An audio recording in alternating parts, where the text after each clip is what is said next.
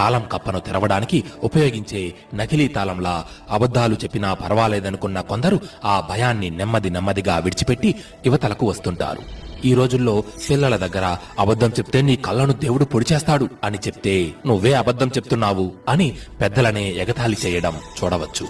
నిజం, అబద్ధం అంటూ విభజించలేనంతగా అబద్ధం మన జీవితంలో కలిసిపోయింది. పేలవమైన అబద్ధాలు చెప్పటం మొదలు పెడితే సులభంగా బయటపడిపోవడం తథ్యం. చరిత్ర అనే పేరుతో నమోదు చేసిన అబద్ధాలు, మతం పేరిట చెప్పిన అబద్ధాలు, కొన్ని దేశ విదేశ వాణిజ్య సంస్థలు చెప్పే అబద్ధాలు, కొందరు పాలకులు చెప్పే అబద్ధాలు ఎటువంటి వ్యతిరేకత లేకుండా అందరి ఆమోదముద్ర పొంది మన మధ్యే చక్కర్లు కొడుతూ ఉంటాయి.